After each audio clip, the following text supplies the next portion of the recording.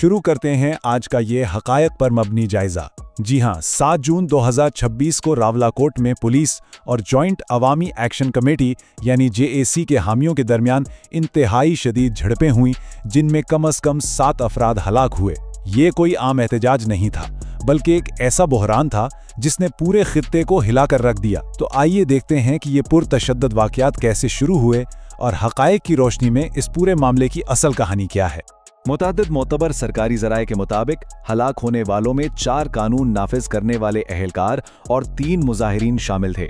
लेकिन ज़रा इन आदाद शुमार के फ़र्क पर गौर करें। सरकारी पुलिस 7 हलाकतें बता रही हैं, जबकि इलाकाई और बैनुल-अक़वामी मीडिया रिपोर्ट्स के मुताबिक ये तादाद 30 से भी तजावुज़ कर गई है और दर्जनों अफराद जख्मी हुए हैं। आदाद शुमार का ये वाज़े तजाद दरअसल उस जंग जैसी धुंधली सूरत हाल और मवासिलाती ब्लैकआउट का नतीजा था, जिसने इस वक्त हक़ाइक़ की आज़ादाना तस्दीक को तकरीबन नामुमकिन बना दिया था।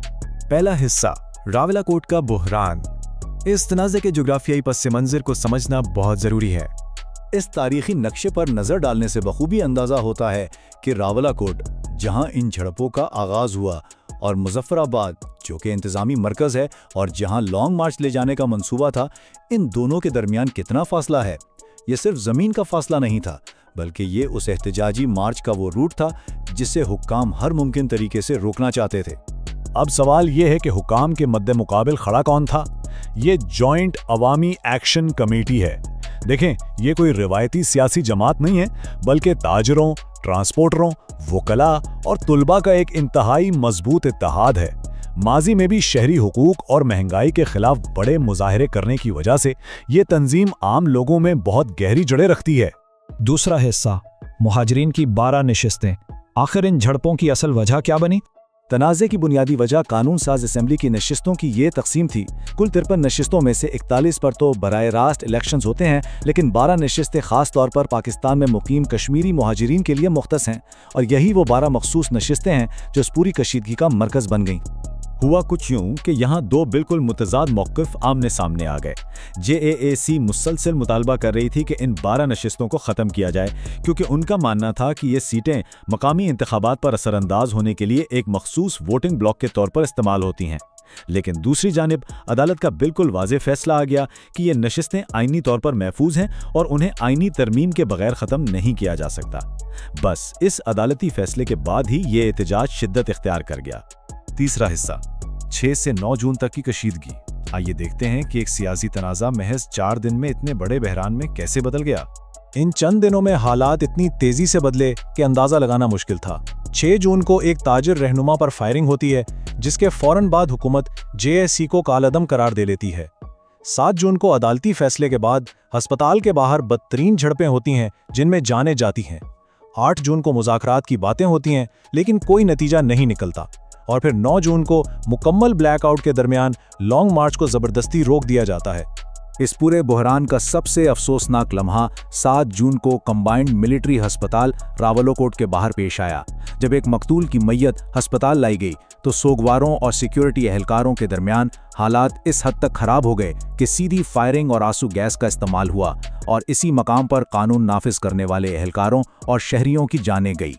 इस मार्च को हर कीमत पर रोकने के लिए हुकूमत ने गैर मामूली क्रैकडाउन किया।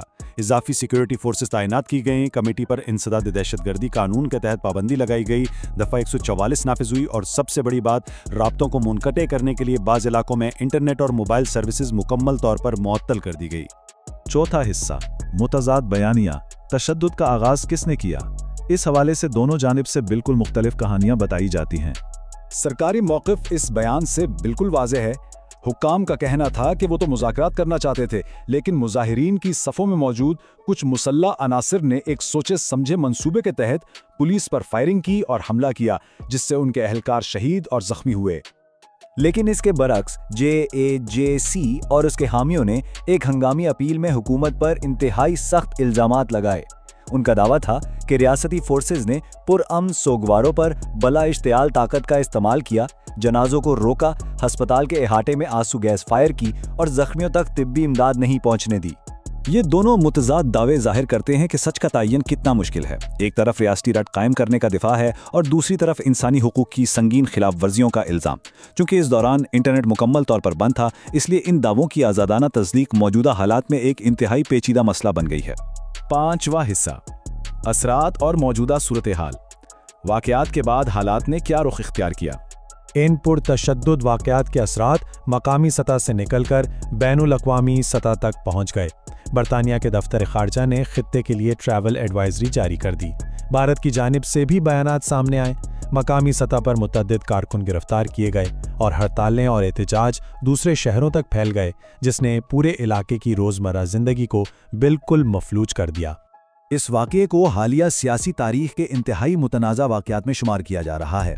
इस हक़ाइक़ पर मबनी जायज़े के इख्तिताम पर एक बहुत अहम सवाल गौर तलब है।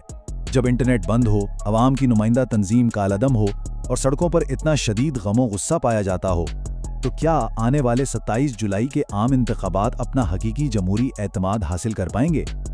ये वो सवाल है जिसका जवाब आने वाला वक्त ही देगा। इस जायज़े को सुनने का बहुत शुक्रिया।